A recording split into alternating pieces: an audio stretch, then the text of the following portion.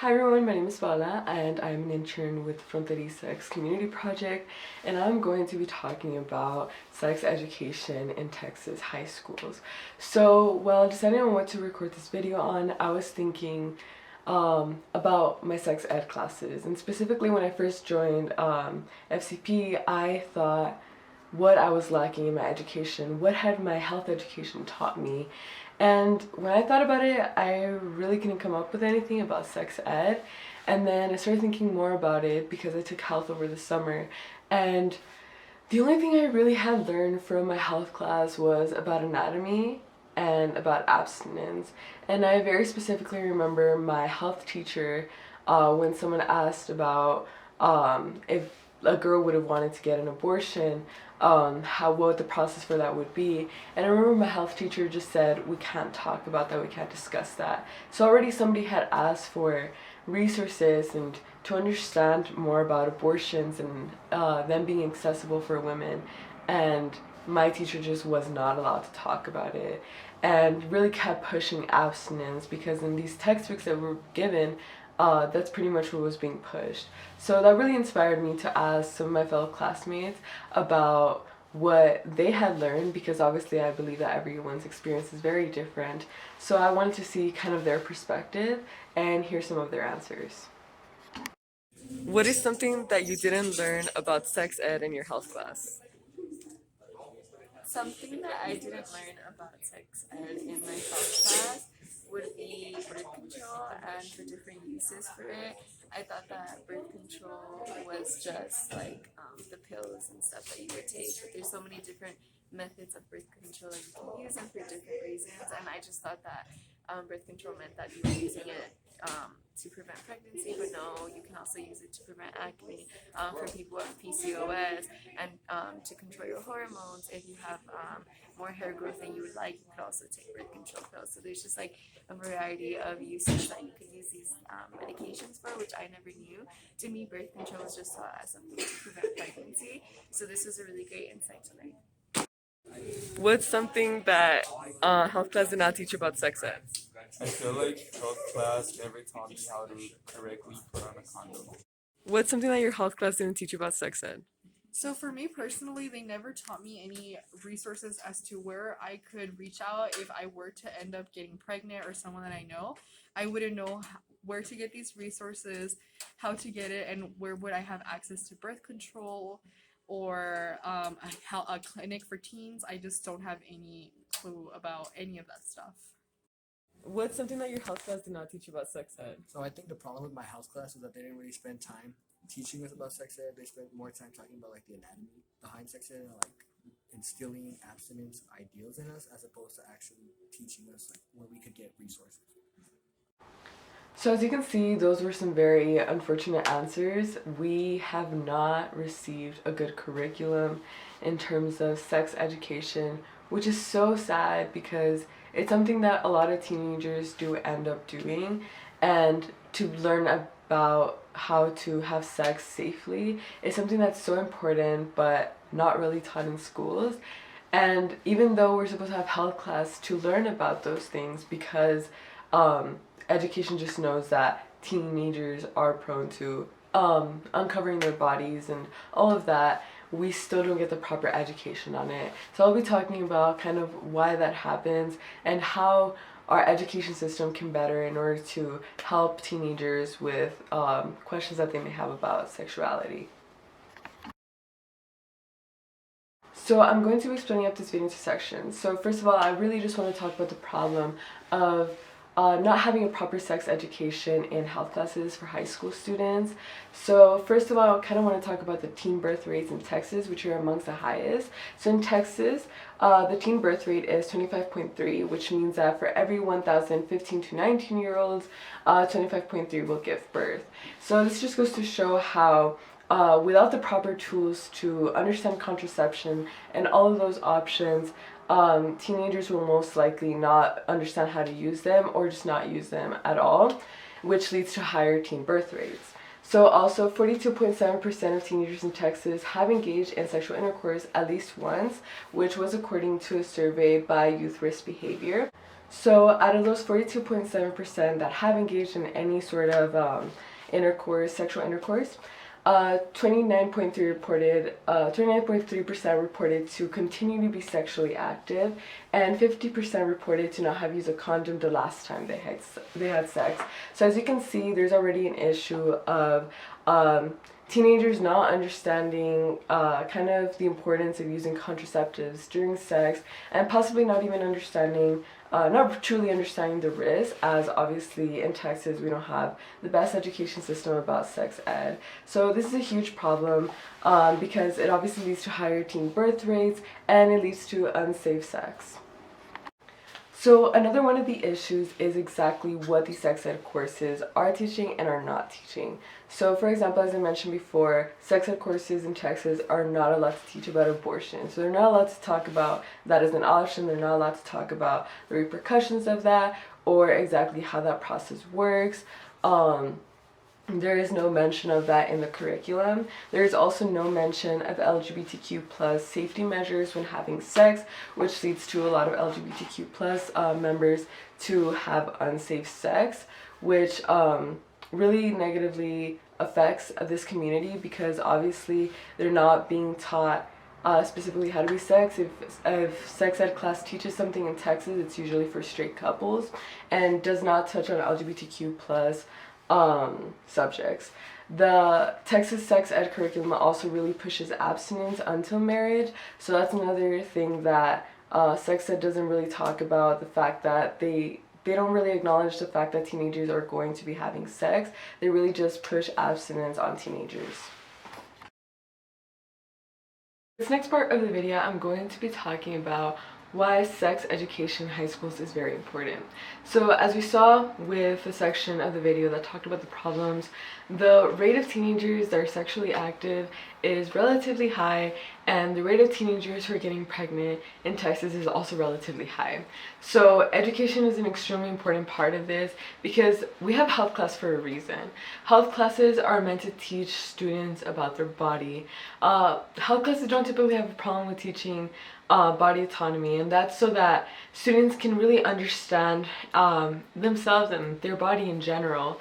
But without teaching students how exactly to be safe when they're using their body in a sexual way, is not doing them justice and is actually damaging their reproductive rights. So every student has a right to know exactly how to be safe during sex, and there are different options, and specifically like also women who are getting pregnant also deserve to know what to do in case they don't want they don't want the child, or even in the cases of that they do want the child but they need help in terms of financial stability and stuff like that, and they just need to understand their options just in case that ever were to happen. And before that step even happens, they also need to know how to prevent pregnancy and all of those things. I know a lot of the things that my peers were talking about is, for example, that they didn't know how to use a condom, that they didn't understand why they needed birth control, how birth control even worked, and that's just the sad reality of it. Health classes don't take the time to actually teach students about contraceptives and all of these things, and for them to really be able to be safe during sex, they just take the time to teach about abstinence, which falls under the conservative education that we have in Texas. Another reason why this is so important is because there aren't a lot of like guidelines on what sex ed courses should teach in Texas. So for example, Texas is meant to comply with the School Health Advisory Council.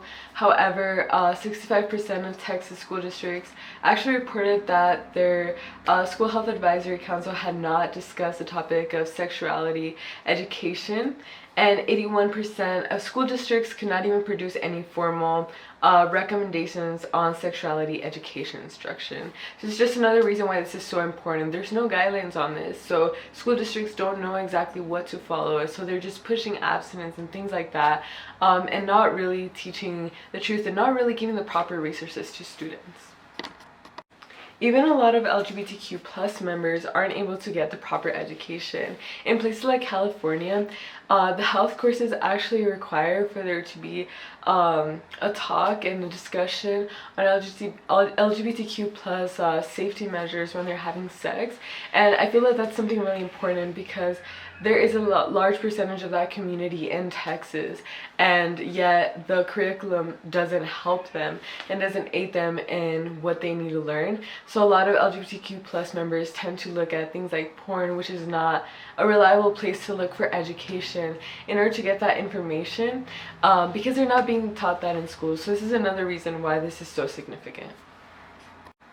For students to have their reproductive rights, they need to have the proper education, because students are made to take a semester of health during their high school year.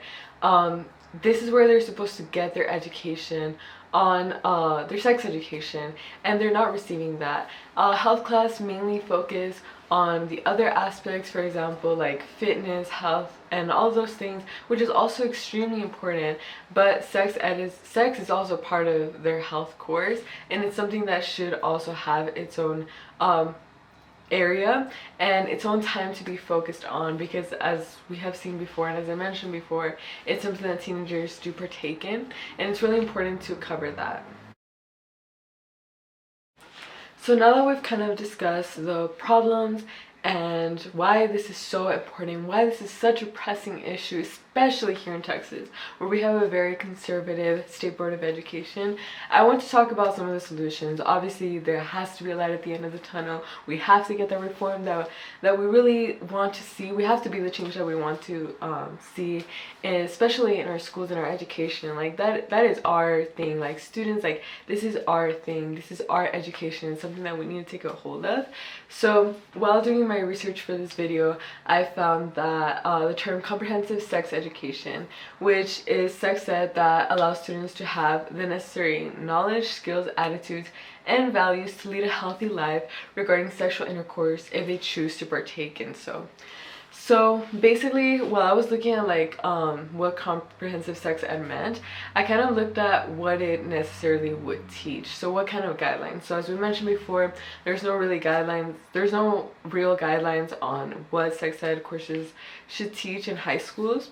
So these are some of the things that comprehensive sex ed would teach. So first of all, puberty and reproduction, which is something that is kind of vaguely covered in health classes. Abstinence and contraceptives. So once again, yes, covering abstinence to show students that they do have the choice of remaining, of not being sexually active and being abstinent from sex. But also like teaching the other side of it. If you do choose to, like, you have resources to get contraceptives and stuff like that, and teaching exactly how contraceptives work. Also relationships, especially during your teen years, you're barely starting to really get into relationships and stuff like that, and a lot of teens tend to fall into unhealthy relationships. So teaching something like this is also really helpful. Also to teach like things like, for example, consent along with this, so that students know that they do have a choice over their body, and that they have a choice in whatever happens with their body. And also this would obviously prevent like a lot of things like, for example, like sexual violence. So as we saw, like one of my peers also talked about how he was never really taught about how to like prevent this, like what to do if like something like that, if sexual violence happens to him or to one of his friends and stuff like that. So comprehensive sex ed would also teach sexual violence prevention, which I feel is really important, because obviously you need to know what to do in the case where you are in danger, because unfortunately that is something that happens a lot. Comprehensive sex ed will also teach body image. So I know a lot of my female friends and I have discussed things like we don't feel comfortable with stuff like body image, like showing somebody else our body, like not really knowing like is my body good enough? Because for example, like when students see stuff like porn and stuff, they see a very glorified version of sex, and sometimes that makes them feel insecure about their own body. So it's really important to teach something like body image and have students be able to discuss that with one another in order for them to understand themselves more, and to even understand their peers more, to know that they're not alone in that feeling. Another thing is also gender identity. So obviously I feel like that's something that a lot of students feel confused about at some point in their life, but they're not even able to figure out themselves because they don't understand it. They don't even have the proper education to be able to understand it. So that's something that should also be covered. Another thing that goes along with that is also sexual orientation. So that's another big thing, because students are discovering themselves in high school, and sexuality is a really big part of it. And it's something that a lot of people struggle with, unfortunately, and are still not accepted for. So if a curriculum taught that, it would teach students how to accept one another and how to even accept themselves, because I feel that that's something that's so important, and comprehensive sex ed would allow students to have that comfortability and to be more confident in who they are and what they prefer. And so another thing is obviously like pregnancy prevention, once again lowering those teen birth rates in Texas. That's something that would really help. And STD prevention, which once again goes into the tools of how to be safe during sex. So I'm also going to be talking about some other programs that are out there that are good sex ed programs. They're not necessarily in schools, but you can bring them into your schools. So an example of this is the Healthy Teen Network, which advocates for social change and believes every young person has a right to live their authentic sexuality. So once again, going back to the whole comprehensive sex ed things, that's what they're dedicated to. And then we have Teen Pep, which is an organization in New Jersey, North Carolina, which trains teens to provide peer-led sex ed to their schools. So I know like sex is like an uncomfortable topic to talk about with adults a lot of the times, which is very unfortunate but very true. So when students are able to teach one another, it's much easier to do that. And there's another program called the Peer-to-Peer Project, which is also kind of like that, which is a peer-led education program in Austin, and it trains teens to teach each other about sex ed at school and in their community. Once again, really important to have teens talk to one another about these things. And then there's also the program Power Through Choices. So this is the first sex ed program for teens in child welfare or juvenile detention to prevent from pregnancy, HIV, and STDs, which is really important because obviously we want those resources to get to everyone. Everyone has a right to their reproductive rights. So one more thing I wanted to mention is how sex ed is taught in other places, so that if we are looking to better our sex ed programs, we can take example of other places. So I had already mentioned this before, but California has a pretty good sex ed course. So in California, consent, healthy relationships, sexual assault, and mention of LGBTQ+ is required in health courses, and their teen birth rate is 12.4. So we can see how education is highly correlated to those teen birth rates, and how they were able to lower them by providing the proper health education and sexual health education to their students. And so in Germany, the government actually allows schools, community-based organizations, and health professionals to develop their sex ed programs. So the Federal Center for Health Education provides the education material, vocational training counselors, and counseling centers. And German sex ed teaches sex as a positive expression of emotion or tenderness in a relationship. So already seeing like sex in a positive light, but still teaching stuff like you can decide not to do it, or you can decide to do it. Here are the proper tools, like if you would like to stay healthy while doing it. And so Germany also teaches contraceptives, barrier methods, and sterilizations. And these things are also so Germany also gives contraceptives, barrier methods, and sterilizations for free to women under 21, which is again really important because when you're younger, it is really hard to like get these things or to know where to get these things, to also purchase these things. So that gives them even more right to their reproductive rights. And then all of those things are covered by insurance as well. And their teen birth rate is 12.5. So once again, they have the resources, they have the education, their teen birth rates are low. So as we can see, this is a way that sex education is bettered in these different places, and this is a way that it can be bettered in Texas, so that our students and our teenagers are able to have their reproductive rights and able to have reproductive justice, because that is extremely important. As we've seen before, and I've mentioned over and over again, sex is just something that teens tend to take a part of. They're understanding their bodies, they're understanding themselves, they're exploring themselves, and it's just a big part of it. And for them to have the proper tools to do this safely is so important, for them to not feel like they're being judged for doing it, for them to not have to go to another student for help who may not provide the most accurate information is very important. So that's why sex education is so important. That's why we need to change it to be more comprehensive. I just want to thank JDP and FCP for giving me the opportunity to talk about this topic. This is something that has always been really important to me, and being part of FCP has really taught me why it's so important to have power over our reproductive rights and to understand our reproductive rights. So thank you so much, and thank you all for watching. I really appreciate it. Have an amazing day.